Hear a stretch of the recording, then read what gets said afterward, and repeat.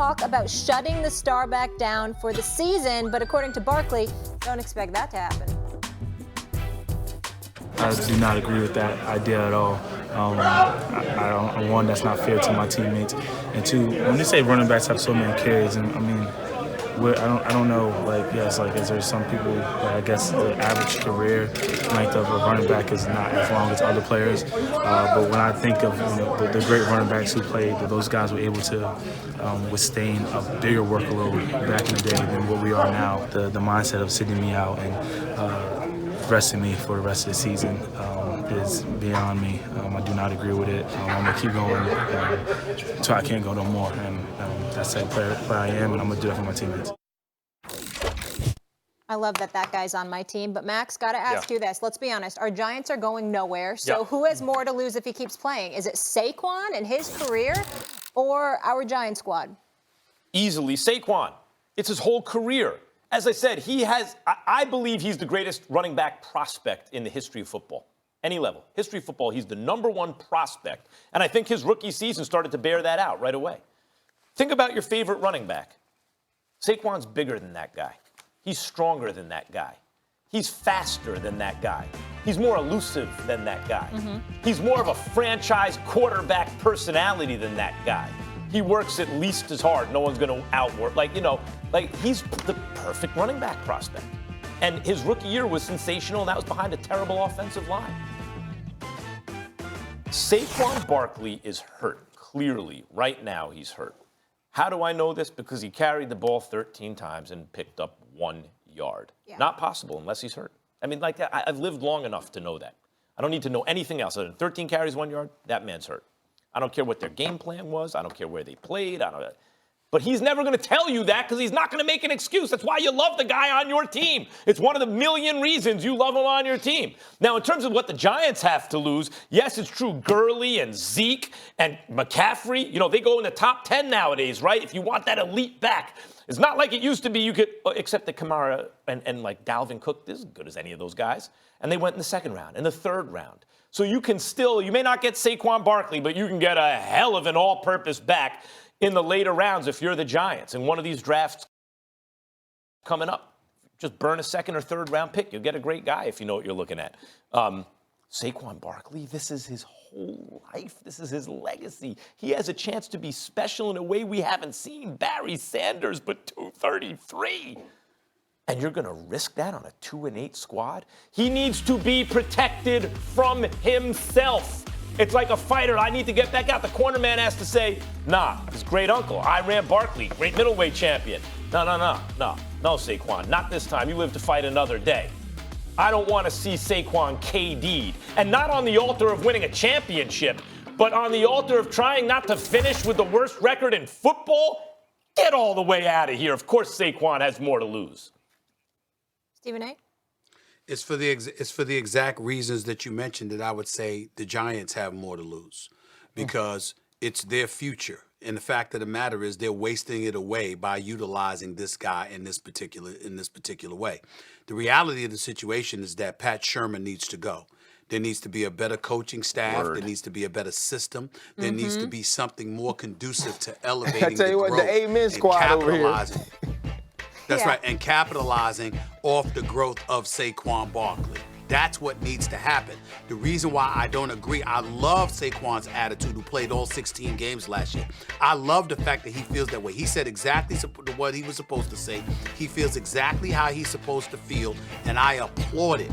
But if I am the New York Giants and I'm going to have any kind of future, in order to take care of him, it's not just about preserving him. It's making sure to put a different personnel, a different system, and a different staff, more importantly than anything else, around him. They are abusing this kid.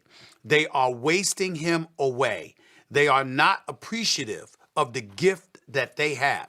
And it's evidenced by Odell Beckham Jr., believe it or not, because if you had the right coach and you had the right system, you'd have 2 cornerstones for your franchise, and you would have been fine with that, okay? But the problem is the New York Giants don't have that because because of their culture and their willingness or their insatiable appetite to preserve what once was and no longer is, they're just not paying attention. The bottom line is you're wasting away Saquon Barkley. He does not need to be playing. He needs to be on the sidelines. But it's not just to protect him from injury. It's to protect him from Pat Shurmur. It's to protect him from Dave Gettleman. It's to protect him from Giants brass who are not what they used to be. You need wholesale changes in New York City when it comes to the New York Giants. And until that takes place, you're just abusing the kid.